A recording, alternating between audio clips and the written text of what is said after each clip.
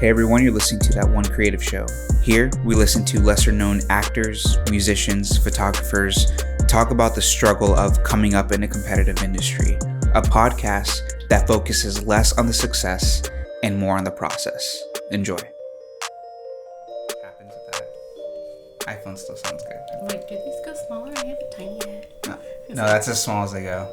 They're like on the lower part of my ear. They're fine. So, Celina, thanks for being on the podcast. Thank you for having me. You are live on Spotify, on iTunes, on YouTube. I'm not sure where else they do podcasts.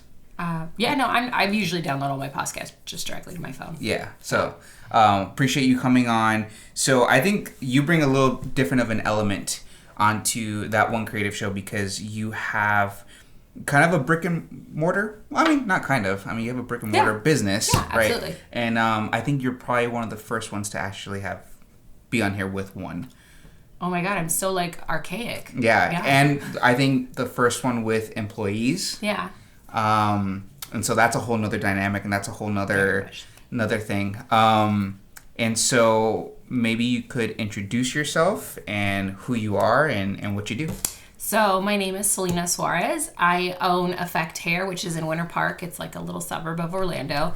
And we have about 4 stylists, and we do hair. That's the only thing we do. We don't do spa or nails, just hair, which is why we call it Aeffect Hair.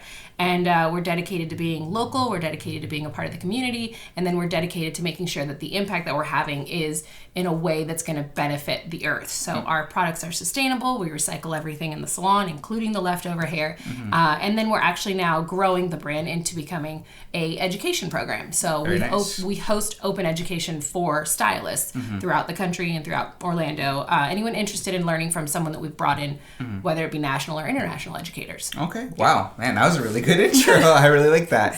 So I mean, there a lot of those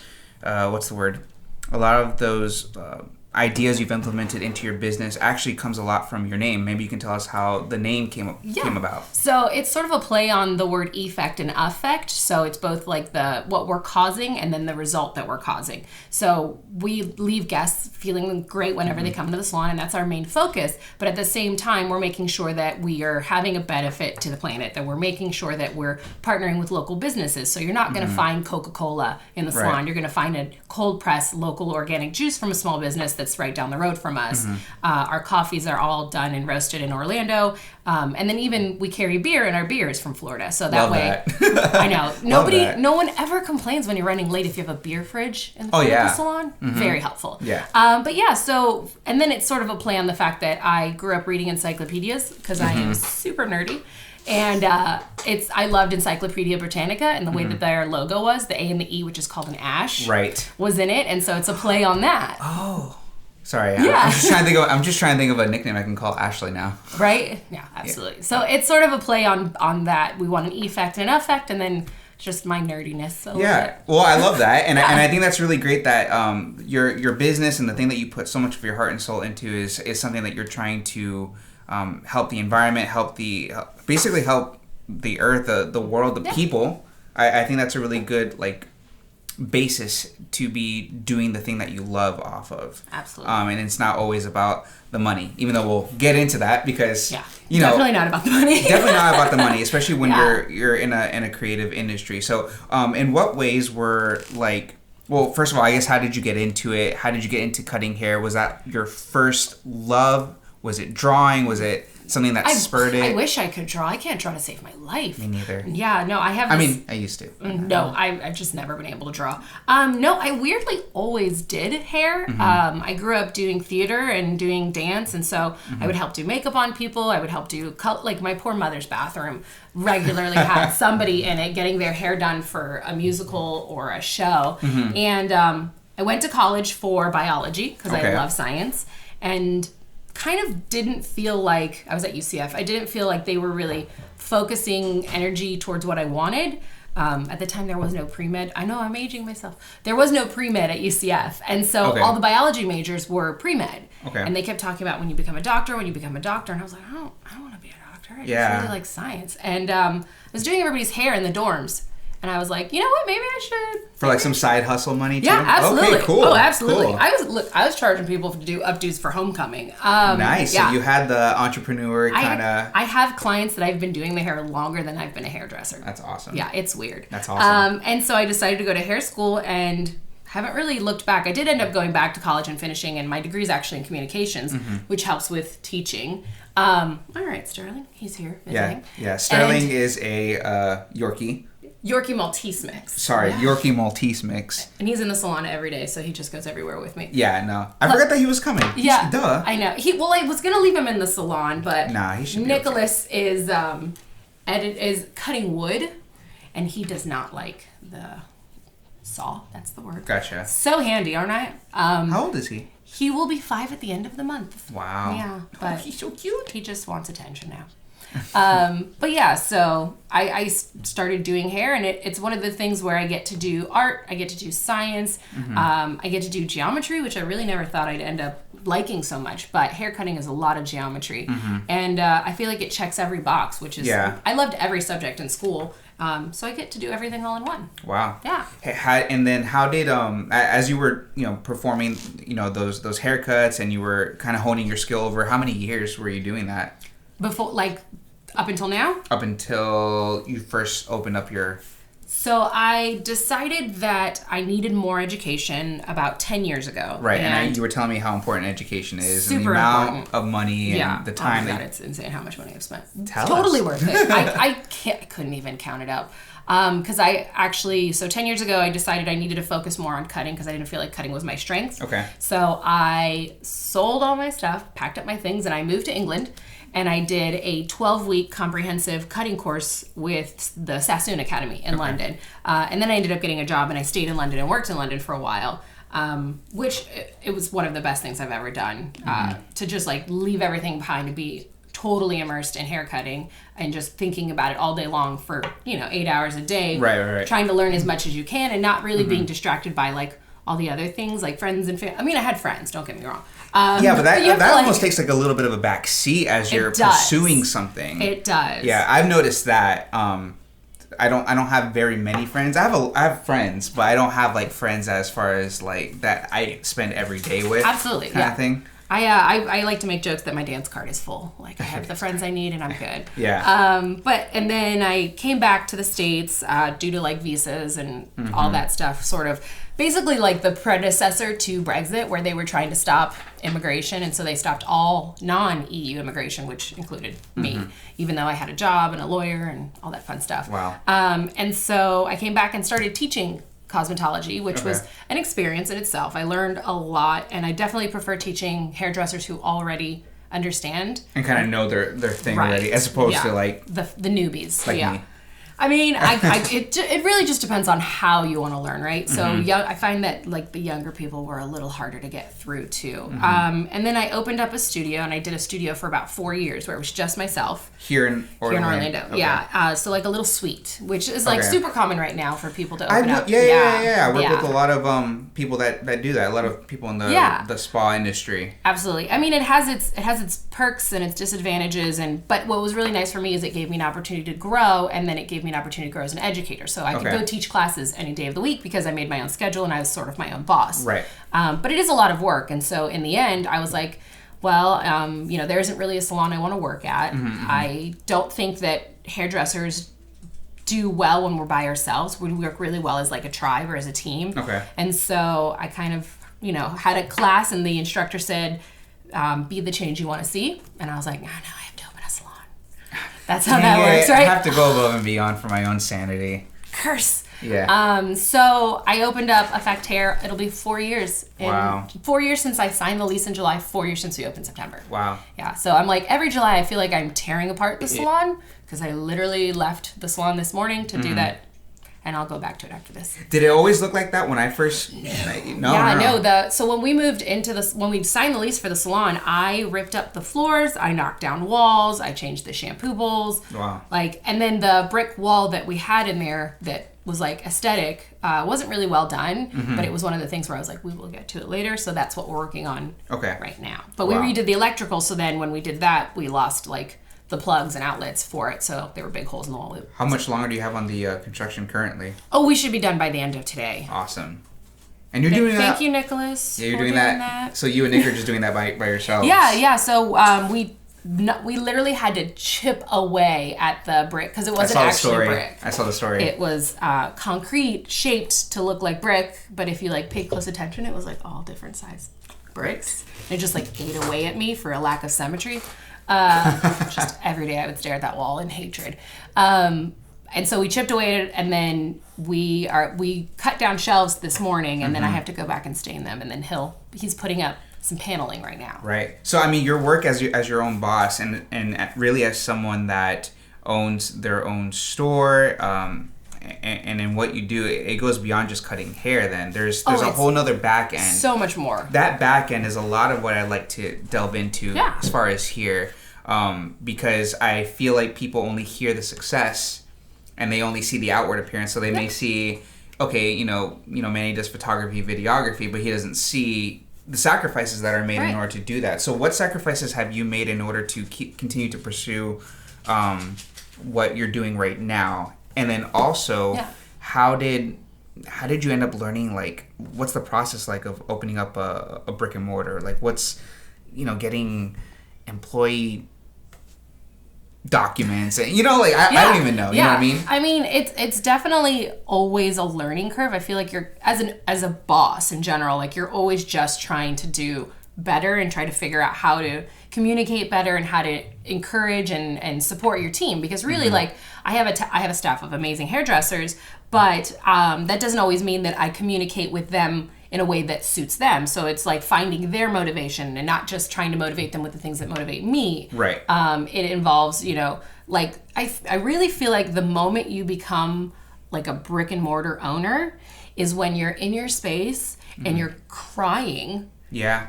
Crying because you hate it that much. Like that's the moment when you're like, now you're an owner. Like if you don't walk into your space and sort of hate it almost as much as you love it, because it's taking so much out of you. And I was doing the construction for the salon. I had a month and a half to get it all done while I was still behind the chair in my studio, and then while I was also still teaching every weekend. So I was out of the city every Monday teaching a class. Dang. Yeah. Even mentally that has to take a toll on I mean, I lost like 15 pounds because of the stress of it. Yeah.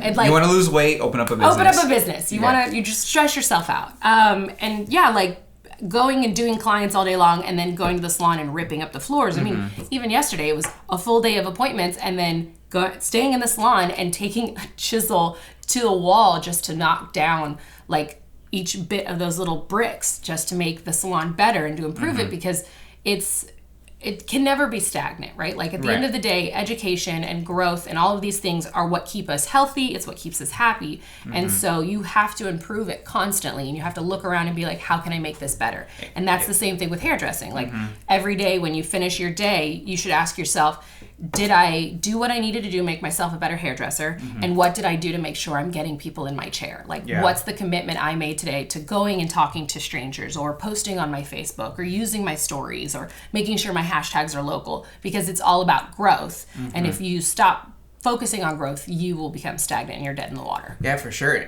Collaboration and talking to other people and putting yourself out there in a lot of aspects. That I feel like that's helped us, you and I grow. Absolutely. I mean, that's how we met. Instagram is how we met. Yeah, Instagram's how we met. I offered to do a free video for you because I was just looking to make local connections, and then if you liked it, then we could do more work and get paid, and then all that kind of stuff down the line. And I feel like that in itself is a little bit of a sacrifice as well. My boyfriend complains I don't actually ever watch television, that I'm always on my phone, but it's because I'm on my phone, writing a post for my post that's going up, or like I use an app called Plan, and I try to like plan my posts ahead and make sure that they go with like the brand and the colors and the logos. And I think that's super important for your grid. I don't think a lot of people even realize that you have to like plan out your grids. Well, hairdressing, I mean, not many people are going to put in the work for that as well. And remembering to take the pictures while you're like actually working. Yeah. It's tough. Like there are days where I'm just like, oh my God, I did like 7 people today and I didn't take any pictures because I was so busy I didn't even think about it. Well, props to you, because you're really doing that on your own. Yeah. The branding, the social media aspects of it,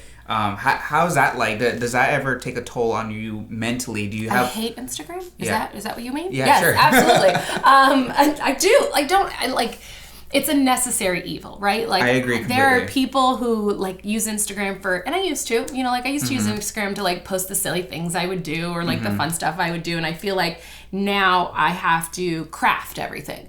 Like, it is a part of... It's not fun. It's not. It's not fun, really no, it's not not. anymore. I'm like, my boyfriend yesterday, I was like, film me chiseling. And he's like, seriously? I'm like, people need to understand what goes into this. Because a lot of people think like, oh, how cool, you have your own salon and like, you're a boss. And I'm like, no. I literally had to stop in the middle of working today to come do this, to grow my business, to make sure that my brand is being out there. On top of like, I have clothes in my car to change back into to go back to working. Yeah. Because it's not done. And it's never done. I think that's what people don't realize. It's never done. Yeah, people don't see the sweat. People don't see for me, the hardest thing about, running my own business and doing my own thing is just the documentation, the taxes, that kind of stuff. Yeah.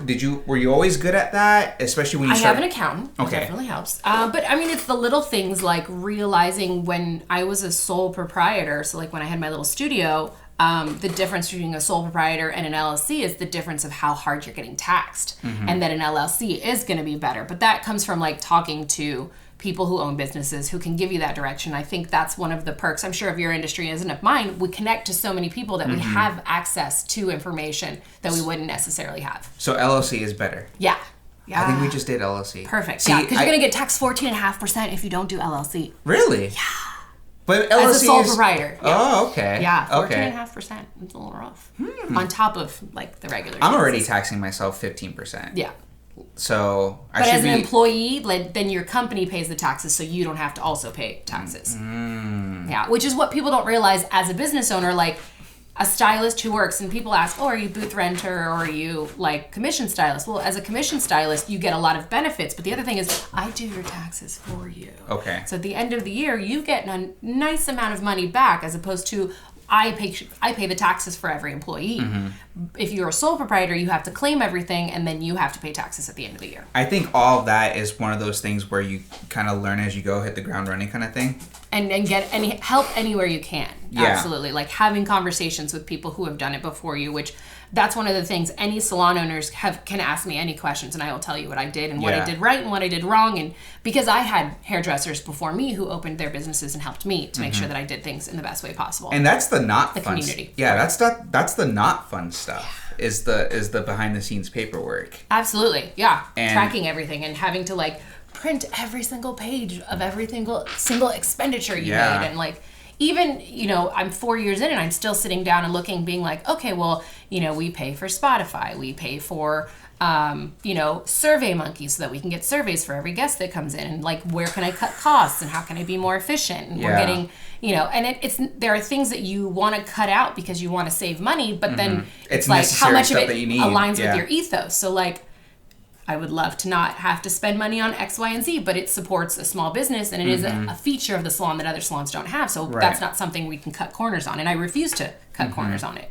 So it's like finding your happy place and your balance and figuring it all out. And I think it's like it's ever changing and ever growing. For sure. Yeah. What's the hardest part of managing employees? Motivating people. Okay. Because not everyone's gonna have the same motivation as you. I've noticed that, especially when I hire on other people for weddings or whatever. Yeah. No, I definitely think that. I think pretty early on I realized I am different than most people. In what sense? I'm a little bit crazy. I'm not crazy. You heard it here, folks. I am a little bit. I always say that any type of characteristic you have, it's really a range. It's not like a specific thing. They're like, oh, like she's really ambitious and she's really driven. I'm also slightly obsessive. Do you know what I mean? Like it kind of. You say it so funny. It goes both ways. Yeah. So I don't travel without taking a class. Like I don't actually take vacations where I like don't do anything. That's a nightmare to me. Yeah. Like, I can't do that. Yeah. I'm going to England for a wedding in September, but I'm like, no, I have to, like, do something while I'm there. So something to benefit yourself. Right. Yeah. So I recharge with energy, and or with education, and I don't think most people are like that.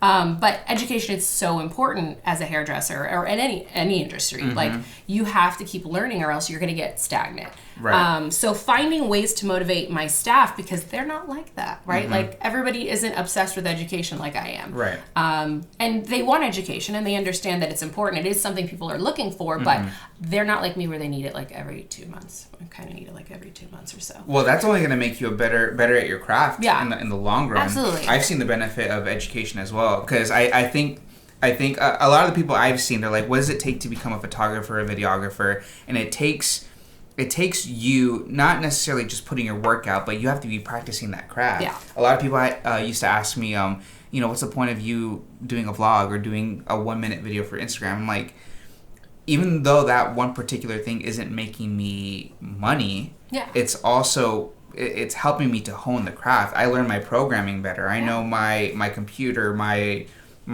lenses, my camera body is way, way better. So education and allowing yourself to, soak in those things. Absolutely. You need that. Doing the work without focusing on the benefit. Doing That's the work true. for the sake of learning to do the work better. And I think a lot of people don't always realize that we do the work because we want to learn, not because we want to make money. Right. Yeah. So in motivating your employees and stuff like that, does that ever take a toll mentally on? I mean, really, does it affect your craft? Do you have your days where you're like, I'm just done with hair? No, I can honestly say that is the best part, is that even if I'm having a tough time with like former employees, or I'm having a tough time with like, because I do education, so like within like the distributor or a brand or something along those lines, or even trying to like schedule things with a salon, because I go and teach at other salons. At the end of the day, like when it's my client and myself and I have that moment to do their hair, that's the only time I have full control, and it's not difficult and it's not mentally draining and it doesn't wear me out, and it doesn't, like, I'm never upset about doing a haircut. I do have my hard days where I'm like, okay, well, how do I motivate this person? Or like, how do I talk this person off the ledge? Or do you know what I mean? What of those? Yeah. I mean, hairdressers are a special breed, and they're creative. And that's what Ashley was saying. Yeah. She was like, hairdressers are different. We're very different. Yeah. And I even go to trainings with other hairdressers, and I still feel like, there's always that joke about being like the square peg in the round hole. Like, I feel I'm like the reverse. Like I would have been great in any other industry. I just don't quite fit in with the hairdressing industry. Right. And it's maybe because I'm not like super emotional, or that I kind of feel like I'm I'm like really structured and really organized, and that's like not common in our industry, right? It's right. Like, well, it's not common for creative. it's not common for a creative person. Yeah. What are some of the things that you do in order to stay organized? Like what's a typical day in the life of Celina? Routine. I read this really phenomenal book, if anybody's interested in it. It's by Twyla Tharp. Who is a choreographer. She's really well known. She was a bit more popular, obviously, in the 80s. And it's all about how creativity isn't something that's just like sparked by the muses in this like sort of Greek tragedy situation. It's about routine. And creating your routine is how you can make sure you're still encouraging your creativity. Because it's sort of like anything else where you have to top back up. And the only way you can top back up is by allowing yourself to have those moments. So she talks about how like when she wants to do choreography and she's not necessarily working on something, she still keeps her routine for what she's doing. Right. So I think that plays a really big part. So, when we open the salon, I have like a routine, and I, turn the lights on, and I turn this on, and I set up the computer, and I get the towels ready for the morning, and I set the next load to wash, and we do hot towels when we do shampoos. So I set the hot towels with the essential oils, and that sort of centers me. It's about like, cleaning my scissors and making sure my stations are ready and setting my station, because if I set the intention, then the creativity can happen in that moment, rather than me being like, oh, but I need this, oh, but I need that, oh, but I need. Yeah, I've always seen that having a clean workstation, and for me, like setting up the office so that in the morning when I wake up and work in here, it's conducive to me being able to... Yeah, especially when you work from home. Like, if you don't create the environment to encourage that, you're just sort of dabbling in it, right? You're not committing fully to the process. And I think that routine is part of committing to the process, so that when you're there, you're not thinking about what you need, you're thinking about what you need to be doing. Yeah, routine is so important, especially even when it comes down to... I mean, just your general routine of like maybe what you eat, what you put into your body. Have you seen that health and fitness plays a part into all of that? Absolutely. I mean, I do Pilates twice a week. I don't necessarily look like I do Pilates, but I do Pilates. I gotta start doing some Pilates. It's honestly though, it's not about fitness. And I agree. This is good. This is good. Okay, yeah. It's definitely not about fitness. It's about realizing that I have a tool, and my tool is my body, and my career and my choice of career requires that body. And if I don't take care of it in a way that's going to make it last, I'm not going to be able to do haircuts 10 years from now because I've jacked up my back and my legs hurt, and I stand on concrete and I stand all day, and I do a lot of repetitive motions. And what Pilates does for me personally, and I don't know about everybody else, but for me, it makes sure that I'm strengthening the smaller muscles that I need to support my body so that I can stand for longer. And I know that if I skip Pilates, my back hurts. And I know that if I don't make sure to take the time to do that, I can't cut hair as well. I end up having to put a heating pad on I'm getting old. I end up having to get a heating pad, and I'm like heating my shoulder and like heating my back and like having to take Epsom salt baths. And then like I get massage therapy done every 6 weeks. Like on the dot, no doubt about it. And I come in a little bit later to the salon because I realize that as much as I love my business, as much as I love my clients, if I don't take care of my body, I can't provide all of that for them. Yeah. And they're not like soft, like happy massages. She's like elbow into me. She's trying to kill you. And it's really not even kill me. It's like get the knots to be a little bit more cooperative for 6 more weeks because they're going to get mad again. And there's no way to undo it because I'd have to stop doing hair for them to go away. That's so crazy too, because I realized, I mean, I'm not like, I'm still in my 20s, but like even as I've gotten older, I still can see how my body doesn't do the same thing that it used to do when I was 21. Just wait till you turn 30. I got 3 more years. Things change when you turn 30, and they just like keep changing. Yeah, it's. Yeah, I woke up and took Advil because my hands hurt. Like I started my day with some Advil. Well, I drank like normal on Thursday. Oh yeah, that one's And then I woke up. No, I was on the way home. I'm like, I have a headache. I didn't drink a lot. Oh my God, did you have your first hangover? I don't know. It wasn't like Welcome. It wasn't a Welcome to Team Old. It wasn't a hangover. It was just more like yeah, that's how it starts. First it's a headache, and then you just like. I just realized that I can't do it. Can't keep up. I can't keep up, and I can't. Like, I'm not even the type of person that's like I want to go out and party all the time. Yeah. I mean, I used to when I was younger, but it's just so. I don't find that beneficial to me being able to provide for my family. Right. It's priorities. Your priorities alter, and your focus becomes what you need to do to make sure that you're being a better version of yourself every day. Right? Yeah. Like at the end of the day, am I better than I was yesterday? Yeah. And it almost sounds cheesy, and I feel like people might get that impression like, oh, you guys are just, like it looks like we're trying to put this facade, but you need that.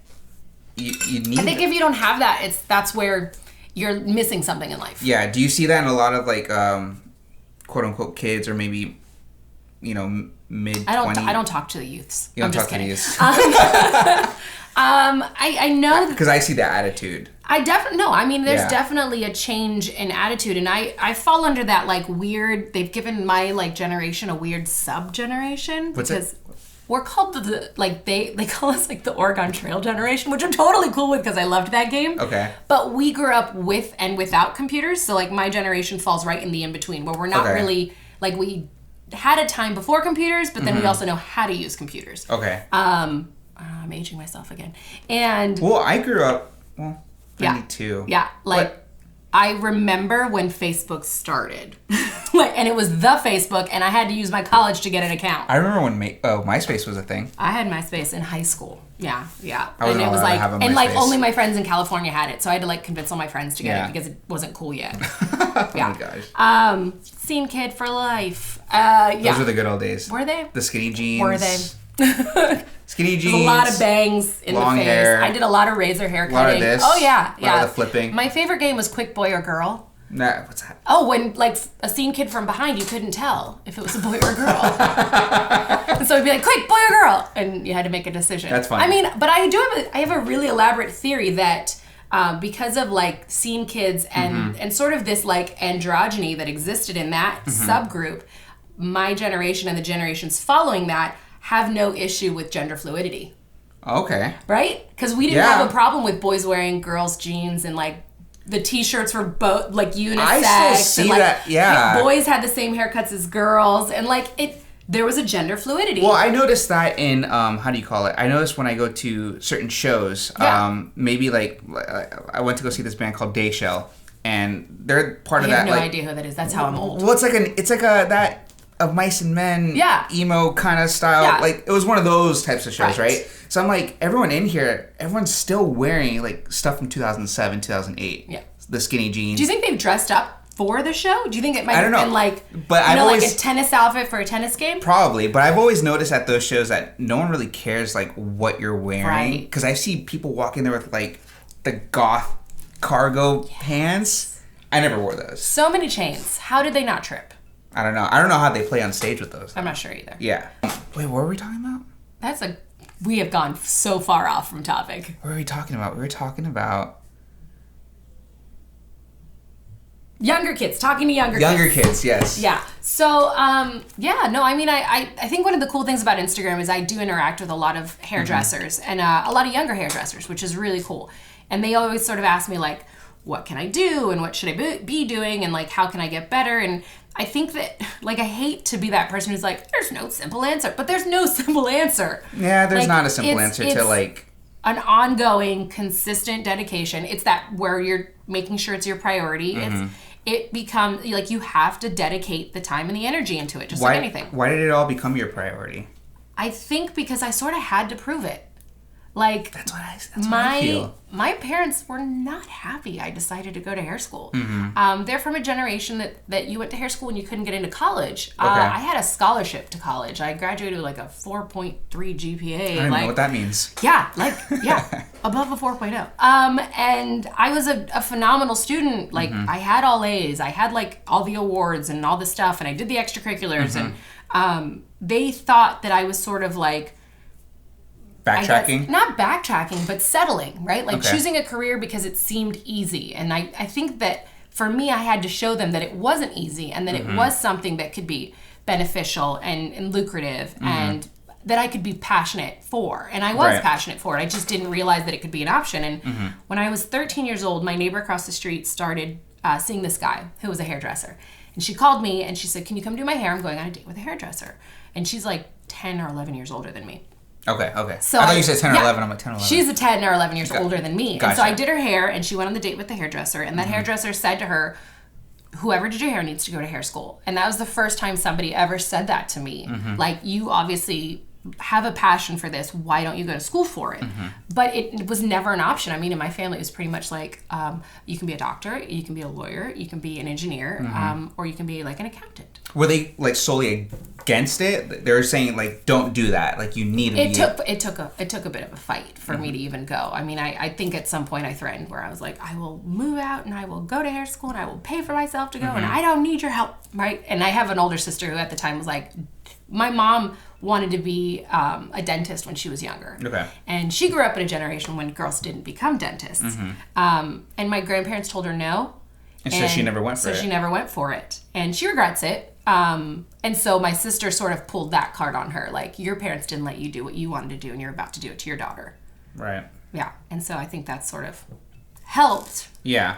But I think that's why I had to like prove to my parents that I wasn't wasting my intelligence on a career that didn't require work. Right. You know, that I wasn't wasting all the things that I am. And gifts that I have. Yeah, in fact, I feel like running your own business, and especially in the hair industry, I feel like that's more work. Oh, absolutely. Because you can't turn it off when you get home. No.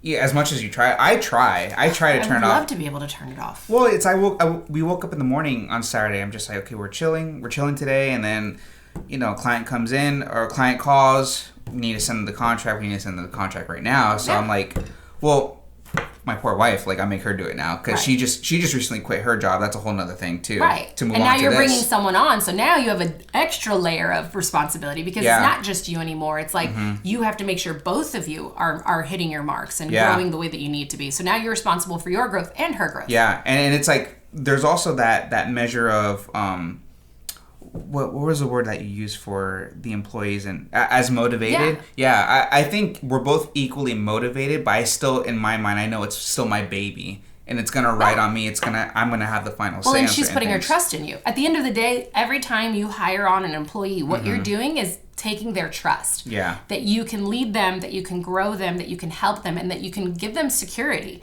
Because it's a big risk. And it's kind of scary for a business scary. owner, though. It is. I mean, I have a friend who she had opened a business, and she asked me, when does the little voice in your head that says you're going to fail go away? And I was like, never. It doesn't go away. Never. It's almost like an just constantly in the background of your head. And I think it's important to have that because it makes sure that all the decisions you're making are the most beneficial to everybody and that they are taking everybody into account. And I think when you become a salon owner or when you start to bring on employees, you can no longer look at small picture. You have to look at big picture and see how it pans out for everybody. And so you're accounting for a lot more variables to make sure that everybody's getting what they need and that you're growing every single person in a way that best suits them. So it's like an individual growth program you have to design for every person. Yeah. And then you're still learning how to grow them. So it's almost like I have a hard enough time with plants. Don't get me started on plants. I can't keep plants alive. Yeah, no, we have a hard time keeping plants alive. Well, you have alive. the fake plants now, right? No. There's only one fake plant, and it's not mine. Okay, good. It is not my fake plant. The rest of them are all real, but it's always having to learn how to do it better. And I think a lot of times people look at their boss and think like, well, they're not doing this right and they're not doing that right. And it's like, they're still a person. Like they're still learning how to be the best boss they can be too. And it's never going to be 100% because it's an ongoing process. Like you don't master anything. That's the difference between a student and a master is that the master realizes they're still a student. Yeah. And for you as well, and for me as well, like when we're bringing on other people, I mean, that requires us to take a deeper look into ourselves and see how am I treating people. Yeah. For me, I have to be, it's hard. It's hard, especially when you're married to the person because you have to separate, husband and wife time between, okay, we're actually working now kind of time. Right. And then making sure that I'm delegating properly, making sure, what other things do you have to do to say to your employees? I mean, I think the other thing that's really important is like leading by example. That's another thing too. Yeah. It's like she works hard on all the back end stuff, all the contracts, all the, receiving. All the stuff you don't want to do. All the stuff I didn't want to do. I see what you did. You brought her on because you don't want to do that. Exactly. Stuff. So then like, I have to make sure I'm working as equally as hard, even though my side of the job is the creative side and then I'm editing photos for a living basically. Yeah. I still have to make sure I'm not getting lazy after 3 or 4. I'm like, I'm bored. And you're not like, copy edit, paste edit. Yeah, I have to make sure I'm actually performing well. I do love that feature. Yeah, it's great. It is really good. Yeah. On Lightroom? You use Lightroom? Yeah. Very nice. I'm very new to Lightroom. I was using VSCO. Okay. And now I'm trying to use Lightroom a little bit more. So are you doing it on computer or are you doing it on your phone? I'm doing it on my phone. Yeah. I like that's still good. Yeah. I'm not ready for the big boy game. I'm impressed. Going to the computer. I'm impressed. Yeah, thank you. Yeah. But that's the thing is like it's not just being a hairdresser. It's like being a hairdresser who knows how to use editing apps and knows how to take pictures so that when I post the pictures of the hair, they're edited and the colors are all still the same because if you start to edit each one differently, or for that matter, like buying a camera for the salon so that everybody's pictures are the same. So that when I edit even the stylist pictures to put it on the page for the salon that they're consistent. Right. And those are like the details, like the devil's in the details. But it's things that you have to do to maintain the brand, and that's what an owner does. The owner has to make sure that every decision that's being made is still within the realm of benefiting the group, benefiting the brand, and growing both. And then all that work that you're putting in, do you ever think like sometimes, for me, I have the ringing in my ear that says, what if no one's going to book you next month? What if no one's going to book you next month? So do you struggle with that feeling of what if no one's going to walk into my salon next year? Well, nobody does walk in. That's not a thing anymore. Oh, right. No. Yeah. I mean, our industry's not like that anymore. It's not about being a salon on a high street that brings people in.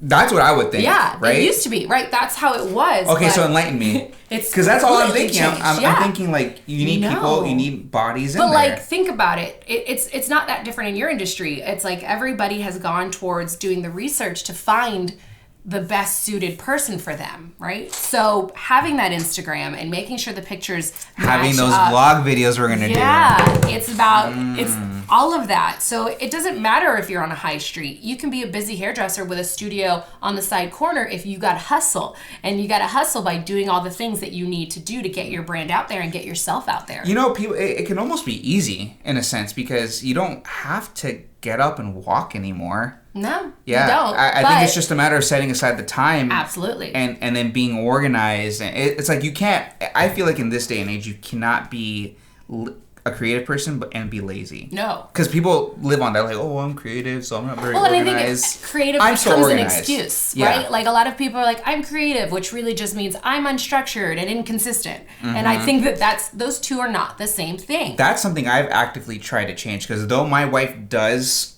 organize a lot of stuff, I still make sure I'm organized in the sense of like little things like keeping the office clean. That's your routine. Yeah, keeping the office clean, I can literally, anyone can ask me about a job and I can go back into my folders, into my hard drives, and pick it up like that. Absolutely. You know what I mean? And I think that dedication to maintaining quality is where you can make sure that when someone sees your work, and like present party included, the fact that you contacted me, the fact that we set dates, the fact that we got it done and you got it back to me in a reasonable time, and the quality was amazing on top of all of that.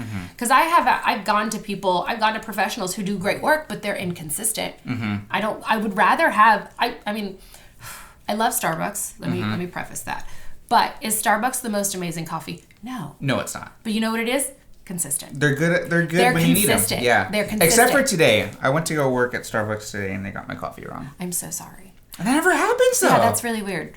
But I mean, I've had Starbucks in different cities and different countries and different. And you basically get the same thing. It's consistently mediocre, and I'm okay with that. It's consistently mediocre. I'm okay with consistent mediocre, and I think that I would rather have consistent mediocre than inconsistent ebb and flow. Right. Right. I can't have someone do an amazing job one time and the next time I see them, it's not a good job. Right. Right. And that people complain about that with hairdressers. So to me, like my focusing on my craft is about that consistency, that every time a client leaves, they're not like, well, she cut it really good last time, but not this time. Oh no, that can't happen. Right. Yeah. That's why I trust my wife to cut my hair, because she cuts it the way I like it every time. It's consistency. And the way that you create consistency is by routine and by knowing what you're doing. And you know that if you're focused on your editing program and you know it inside and out, you can edit it quickly and well. But if you don't know what you're doing, you're not going to be able to edit it the way you did last time. Yeah. And that's, I think, what plays a really big part in all of it, is that the fear of whether or not someone's going to sit in your chair in a week from now is not important. It's that you're doing what you need to do today, because it's not big decisions that bring people in your chair. It's the little decisions that today, this haircut that I did on this person made them feel great.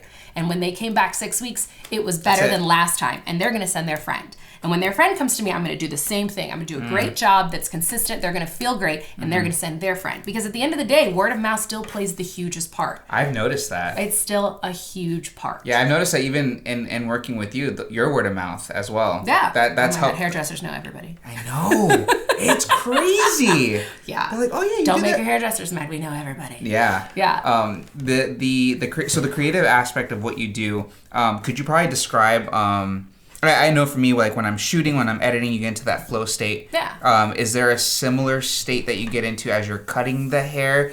Yeah. Because I feel like that's a whole art in itself. It is and it isn't. Okay. Okay. So if you understand hair cutting, you understand cause and effect, and what you're doing is problem solving on a round surface that's inconsistent, right? So which I see like on an editing timeline, right? When you do one thing, you have to see if it still matches on the other side. Absolutely. Yeah, so when you're hair cutting, you discuss with your client, like, what's your lifestyle like? What's your goals? What do you do? Because those questions need to be answered. It's not just like, do this haircut to me, because I'm like, do you own a curling iron? Because if you don't curl your hair every day, that's not going to work. Yeah. So it's making sure that you're fitting all their needs within their lifestyle, and then it's, there's a way to cut a bob, but you can go in there, and if they have like an underpronounced occipital bone, which is like the bone in the back of their head. You're blowing my mind with like the words right now. Yeah. Ooh, watch out. Occipital bone. You can't graduate a head that is a little bit flatter in the back, the same as you would graduate someone who does have a pronounced occipital bone. Or a calic. Everybody has calics. I know what calic means. Yeah. They're only in the front. It's really just the hairline is what we call it. So hairline. Yeah, your hairline. Yeah, that's smart. Growth patterns around the hairline.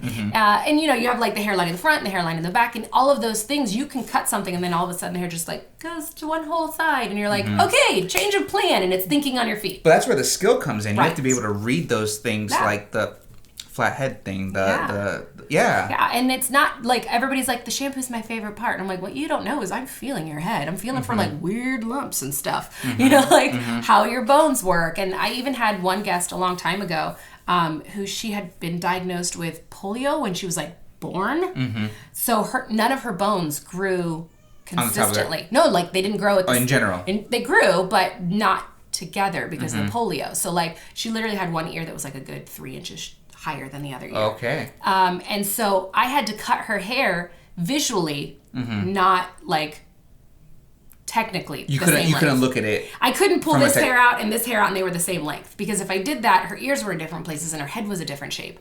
And so when we're doing that shampoo, we're feeling whether or not there's symmetry in your head. We're feeling, so that's what the shampoo's for. Yeah. Oh. And to make sure you like actually washed your hair well. Right. You know, like nobody wants to deal with dirty hair. Okay. I don't have a problem with dirty hair because I know that if I wash it, it's clean. That's my whole thing with like, I don't know if I could ever be like a hairdresser or a barber or anything. But I know like it's clean because I washed it. That's. You know what I'm saying? It's like your bed sheets. You know your bed sheets are clean because you washed them. You can also charge more too. So. For shampooing? No? Yeah? I mean... I would. Yeah. Well, I don't know how to run. That's fine. It's fine. Yeah. But yeah, that's one of the things, like we're feeling your head to make sure. And we're talking to you about your lifestyle. And like, if you're telling me you wake up at 5 o'clock in the morning every day, I am kind of aware of the fact that you're probably not going to take the time to do your hair. So I need to make sure that this haircut structurally doesn't require as much maintenance. Like it's not going to require you to blow dry it perfectly every day because you're doing it at 5 in the morning. So while it seems like we're talking to you and like getting to know you, we are, but we're also like prying kind of for information because you have to make decisions for you.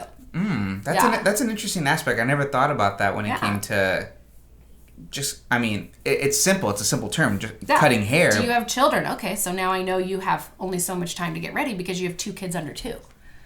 You know, do you work full time? Are you working from home? You work from home, you have 2 kids? Okay, so I cannot get rid of your ponytail because you rock a ponytail every so often. Right. Right? And those are the questions that you don't realize that when we're finding out about you, we're actually just like putting together a almost like profile of your choices in your life. And so that way we're making sure the haircut and even the colors suit you. So then that's all prior to the actual cut itself. Yeah. And then once you have all the information, it's kind of like you've already researched. You've already done your research, so you can just execute. So what's the execution like in your mentality? I personally like to work systematically, again, because I'm super organized.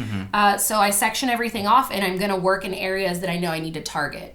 So I'll section off areas in the back of the neck because maybe they have a weird hairline there, or if I know they want length in the front, I might section off the front because I'm going to maintain that separate from the rest of the hair. So it's sort of... like whenever you take a long trip, right? You have points you're going to hit on the way to that long trip. So I need to make sure I'm hitting all of those destinations on my way there to create the complete look. So mapping is super important when you're doing hair cutting. It's is not that just an actual like, term for? Yeah. Okay, mapping. So you know where you're going, and there are different ways to get there, and you might start to do the process and be like, oh, this isn't actually working because her hair is really curly in this one area, and so I can't cut it like that. But if you have it sectioned off and you're working in sections, you're targeting each problem as you go along rather than being overwhelmed by the full head. Gotcha. Yeah. Man. And then the ending, how do you kind of top that off? Like the client experience or? It's actually, for me, it's important to do education, right? So educating doesn't just mean I teach hairdressers or I teach my staff or that I'm getting education. It's also about teaching my clients. So I talk to them about how they are when they blow dry, and I give them tips while they're blow drying. So like, blow drying the first quarter of an inch of your hair is going to cut your blow drying time, because if that's still wet, the water's going to keep coming down. So like you're going to take a round brush to your hair and just be like, why isn't this working? When really it's just because you're literally blowing my mind right now. I'm like, man, I've been recently posting these on my Instagram as hair hacks. Like even the other day I put one that I was like, hey, don't blow dry your hair in the bathroom. It's the hottest room in the house. It's like the least ventilated, the hottest, the most moist. Why would you do your hair in there? It's the worst room.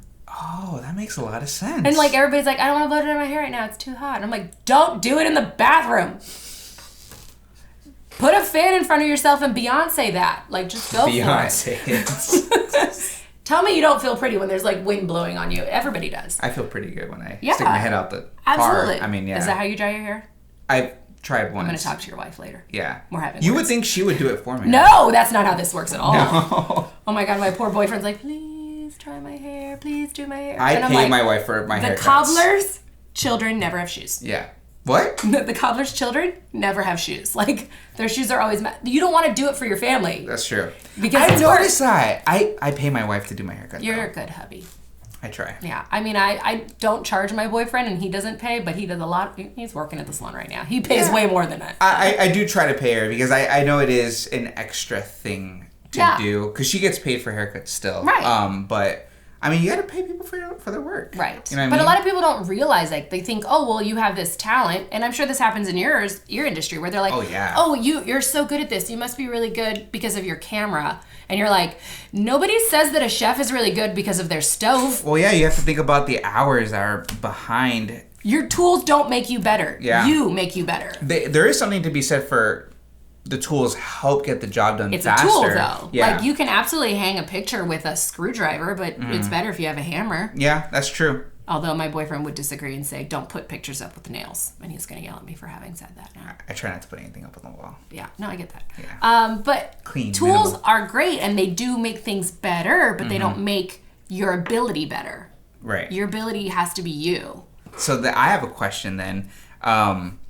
Speaking of tools and the amount of, how that helps you get your job done, what is the cost of being a hairdresser as far as like the tools that you get roughly? Just so people have an idea. Maybe someone's trying to start up their own thing. Or so if you're looking to become a hairdresser, schooling alone, depending on your education, kind of varies. So which you need. That's one of the things that you need is schooling. Yeah. Because you need certifications and licensing. There's in the state of Florida, you require 1,200 hours of being working behind the chair essentially, which is what you do while you're in hair school. So there are loopholes and stuff where you can work at a salon and basically apply for your hours and then take your test because you worked in a salon. But it's definitely, it's an apprentice program sort of situation where you're learning on the job experience. Right. You can look at a school and it can be like $4,000 to $6,000, and then you can look at school and it can be $20,000, and it really kind of just depends. I don't want to be the person who's like, don't go to a cheap school, go to an expensive school, or vice versa. But you get what you pay for. Right? Yes and no. Yeah. You get what you do. You get what you put into it. You can learn a lot at a lower end school or lower costing end school. But either way, both of them, when you come out, you need to apprentice. There is no two ways around. Thinking that finishing cosmetology school means you're set to do hair, I don't know who told anybody that, but it's absolutely 100% not true. Yeah, because you need the experience. You need to be in a salon because what you're taught in school isn't necessarily how you do hair, because they're working within restrictions of maintaining order. So perfect example, when you're in hair school, they teach you to do 4 sections to cut hair. They teach you that so that the educators can create stopping points so you can't mess up the haircut while you're working. Right. So I'm going to have, I taught cosmetology. So I'm going to have you do section 1 and then call me over and I'll check it. And then section 2, call me and I'll check it. Section 3, call me and I'll check it. Section 4, call me and I'll check it. I don't cut hair like that because that's just there as a safety so that we have stopping points for the student. When you're in a salon, you don't section like that. Because really, you can't divide something round into 4 even sections. And the way that the hair grows, you can't divide it into 4 even sections the way that you're taught in hair school. But then you have also, people are also different with their the shape of their skull. Yeah, absolutely. So being in a salon is where you're actually going to learn the real world skill of doing hair. And you need to do that. And you need to learn under someone who can show you. Because for me personally, I could never be a salon owner without understanding what it's like to be an apprentice. Right. I think that you need to have every stage in your career to really appreciate every person who works under you. Because I'm not going to do to an apprentice some of the stuff that was done to me. I'm never going to send my apprentice to go Christmas shopping for children. That got done to me. I had an owner who was like, I need you to go Christmas shopping for my kids. But what's the point of that? What does that have to do with... She needed me to go Christmas shopping for her kids. She just didn't want to do it. Okay. It's not best practices. Right. And there are salon owners who, that's how they decide to do things, but I don't run my business where my apprentices are doing the work for me. Okay. Yeah. My clients come in to see me. My apprentice is here to learn how to do hair and see how I do it, and I'm explaining to them what I'm doing so they can see on the job experience. It's not like you go put this color on someone, you go shampoo them, you go blow dry them. Yeah. And then I'm going to charge them like I did it. Right. Yeah. Because I don't think that model is sustainable. I don't think any of the younger generations, like my generation back down, are going to be okay with paying for a master stylist or a salon owner stylist, or even like a stylist, and having an apprentice do all the work. Right. Like, that's not, people don't want that anymore. Well, yeah, then people can sniff out the crap too. Absolutely. Of the actual boss. But the problem is that when you do hair like that, or at least my issue with it, is that it becomes manufactured. And mass produced. Yeah, you get kind of lazy. Yeah, but you make good money doing it. Right. And so I think that it's hard to find that balance between quality and quantity. And that's sort of always the struggle you have. Do you want to be a really busy hairdresser? Well, then you're probably going to make less creative choices. Right. Or do you want to be a creative hairdresser, but you're going to have less time to do back to back to back to back clients? Right. And it's sort of finding that balance and what kind of hairdresser you want to be. Right. Like, I don't poo-poo on a hair cuttery. They have a system, it works, and it suits a certain clientele. Yeah, and that client they're making isn't money. my client. Right. And that's okay. Like, I'm sure Ruth Chris Steakhouse is not looking down at McDonald's being like, ugh, you know, like, that's true. Two different people are going there, and they're looking for two different experiences. Right. You know, so you need to make sure that when you're working behind the chair, you've decided, like, it's super important to set up your ideal client. Like, to really write down what your ideal client is, so that you know you're doing the work to best suit that type of client. And that goes for any creative industry. For someone who's an artist, someone who's a photographer, and someone who does hair as well. Because if you don't decide what kind of client you want, you can't market to those clients. Yeah, and you can't even push your business into a specific direction. Then you're going to stay stagnant, and then it's... Yeah, it's all cyclical. Like, it's all linked and it's all connected, and it's like I said, that big picture that you're constantly deciding that, you know, like, I could put purple and blue and green and yellow hair on my Instagram every day, but then that's what kind of client I'm going to get. Right. And while that's super fun and super creative, those clients don't come in every 4 to 6 weeks. Right. Like, those are not your bread and butter clients. Those are your, like, fun play clients, but you don't see them as often. Right. So you need to be able to kind of find your happy place. But if you want to just do root retouches on gray hair forever because you will consistently make money, then do that. But you're going to miss out on as much of the creativity. Right. Yeah. So there's all that work that we've put into our businesses, and for someone that's starting up in it, they're going to put all that work into it. Is there maybe a goal with you and your business? Take over the world. Yeah. No, just kidding. I mean, there is that goal, right? Some people have that goal. Yeah. To do that. I know for me personally, my goal is just to be happy. Yeah. And to be able to provide for my family. And I think to find that happiness first, for me, is important. What's the goal for you and what you're doing, and how is that kind of playing into your business now? I mean, it constantly plays into the business. I mean, I think that I love that you're focused on happy, but I think that I'm always happy doing this, so I can't really use that as my goal. Like, I'm happy to do. I would be happy. I've done hair in parking lots. I've done hair in the bathroom of, like, a venue in London. Like, I've done hair everywhere. Right. And as long as I'm doing hair, I'm happy. So I can, like, sort of check that box, like, you're completed. Good. Like, as long as I do hair, I'm happy. So there'll never be a point where I don't do hair behind the chair. I have like, you know how you have conversations with friends and they're like, what would you do if you won the lottery? And I'm like, I would still show up to work the next day. Yeah, that I wouldn't change anything. I would still be in the salon. I was like, I would travel more, and it would be traveling to get more education to do hair. And I would really put most of that money into the salon because I want to grow the salon as a whole. So even my, like, $1 million plan is still involves the salon. So I think my long-term goal is to create something that that encourages what I stand for, right? So I want to create hairdressers that are busy and happy and working and doing beautiful hair, and structurally know what they're doing and are able to pass it on, right? So I think that one of the most incredible things about being an owner is that we bring on apprentices and employees to pass on what we've learned. And it took me 15 years to get to this point. But when I bring on someone who's younger than me, I'm giving them 15 years worth of messing up, condensed into a more consolidated form. So in a perfect world, every person you hire is better than you because you are cutting out the time that it took you to get to where you are, and you're giving them the information without the heartbreak, right? So for me, what I'd love for the salon to become in the long run is a place where we continue to do that and grow more people. And I really want to expand us into being more and more education. So I would love to be able to host more education and to essentially establish an academy where we had regular education available to hairdressers, where they don't necessarily have to fly to London and move there and sell all their things to learn. Speaking of which, one of my trainers will be in the salon at the end of July. Cool. Plug it in. What date?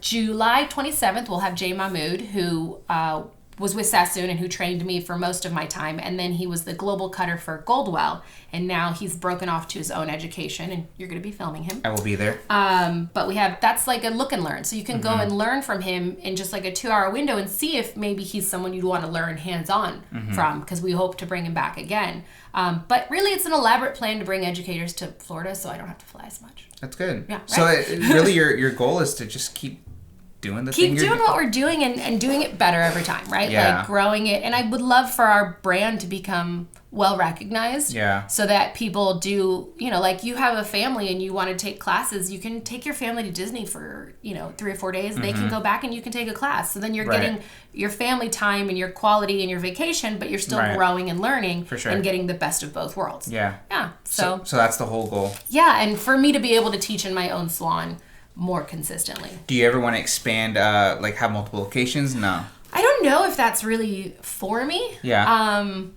I never say never, right? Yeah. I mean, things change as well.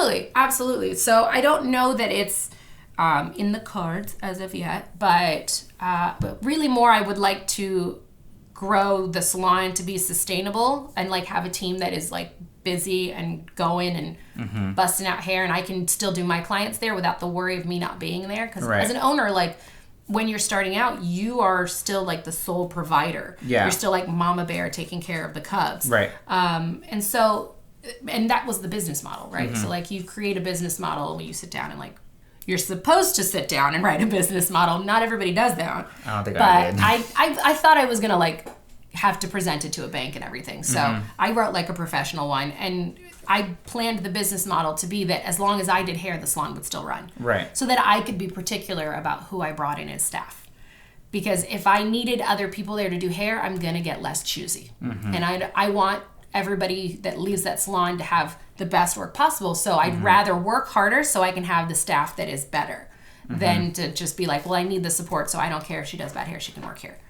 That makes sense. Yeah. So it's sort of you pay in the back end or you pay in the front end. Right. But for the salon to really grow into a place where I can teach there and we can be known for that. Would that be your definition of success then? I don't know that I have a definition of success. Okay. I really don't think that you can... I'm going to cough. Yeah, that's right. I don't think that you can decide what success is, because the minute you decide what success is, you stop. You stop growing. You stop. Yeah. If you hit that mark... Yeah. Now what? Yeah, there was an example that this power lifter said. He's like, I was reaching this goal to lift 4 times my body weight, and he's as soon as I did, he's okay, now what? Yeah. Right. And I think that's the difference between whether or not you have drive or not. Yeah. Or grit, right? That's the whole argument. I think that if you have ambition, you can't set a goal for success. You can only set markers. Right. Yeah, because it's always important to grow, we were talking about on this whole thing, right? You have to be always moving forward. But as far as hitting a goal, me, I don't know if there is that monetary goal. I just know I want to keep on doing this. Right. Whatever it's going to keep on bringing. You want it to be sustainable, right? I want to be sustainable. More sustainable than what it is right now, because this is only my 2nd year. Yeah, but you're doing great. Yeah. It's working. Right. But you question whether or not it's working, and I think that's more important. Yeah. You have to constantly question if it's working, and reaching a certain goal, even if you were to say I want to make this much money by the end of the year. Cost of living goes up every year, so how you gonna account for that? It's bad.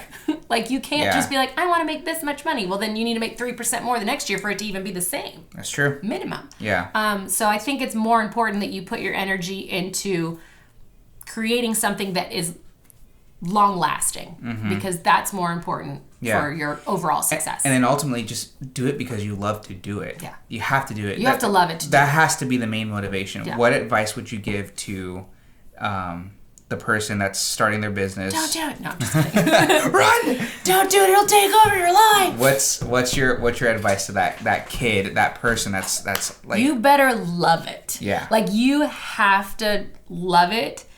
I think people always ask me, like, what's it like owning your own salon? And I imagine it's very similar to having children. I don't have any. And it's probably because I own a salon. Yeah, let's see. It takes all your time, all your energy, all your money, but you love it. Yeah. And you don't regret doing it, but you definitely think you could have done it better. Yeah. Like it has to be that. I think it's just you're like parenting. Like you're learning every day to be a better parent. Yeah. Being a boss, you're learning every day to be a better boss. And so I don't regret opening a salon by any means. I turn those lights off at night when I'm like the first, or in the morning when I'm like the first one there and the last one there, because that's usually the case. And I'm proud that I did that. I'm proud that I have this thing that I can show for my work. Yeah. And it's a space that I love being in and I love being a part of, and I'm happy I did that. But it's consuming. And I think people are like, oh, but you're your own boss. You can take off whenever you want. And it's like, not like that, no. For you to be your own boss, you have to like love it to a point of obsession. And if you love it to a point of obsession, you're not going to take time off for it. Like, you're not going to step away from it because it matters to you. Just like you're not going to step away from your kids because they matter to you. Right. It's important to like take breaks from it, but you're not like, oh, we're going on vacation. It's never off of your mind. Yeah, it's never off. I mean, every parent travels and is like, how are my kids? Yeah. Are they okay? I miss them. And it's like, it was 2 hours, calm down. But I'm the same way about the salon. I'm like, I'm leaving the salon. I will not be there for 2 whole days. Is everything going to be okay? You have to like, pull here's my yourself cell phone. If anything happens, it's the same thing. I worry about it constantly, just like parents worry about their kids. Yeah, and I don't think that worry is ever gonna go away. Which is why I stopped bugging after a while, because I'm just like, you know what? There's money there. Do you know? At the end of the day, you know what that worry means? That you love it. That you care. Yeah. It's not just that you love it, because you can love things that you don't care about. You care. Yeah. And that's why it's important to you. We only remember and do the things for the things that we care about. Yeah, it's not for the money. You can't care about, if you can't care about it the way it needs to, then it's not for you. I like that. That was a good way to end it. Where can people find you? I like to leave this last little bit for plugs or events or. So we are in Winter Park. We're Aeffect Hair, and it's AEFFECT. We have an Instagram, Aeffect Hair. We have, my Instagram is Celina_Aeffect Hair. Super. Links down below. Super original there. And the website, you can sign up if you are a hairdresser and you're interested in finding out about more education. You can sign up for alerts on our website under like the contact information. And then even if you're a client, you can actually sign up for education, because we host hands-on classes for clients. Very cool. So they can learn how to blow dry and curl and braid and all those things. I might need to do that. Yeah, definitely. Definitely need to sort yourself out a bit. No, I'm just kidding. Social media, we're on there. Instagram. Cool. I'm really good about posting. She is, guys. Because I make it a point, because it's part of my job. Yep. Like, it's not for funsies. It's my job. Yep. Yeah. Yep. And I think anyone who owns a business, that's something that's It's your huge. Marketing department. You can't leave that out. Yeah. Yeah. No. Well, I appreciate you being on the podcast. Thank you for having me. No problem. Yeah, I'm going to go back to staining some shelves now. The life, guys. This is what an owner's life is. Cool. All right. Thank you. Thank you.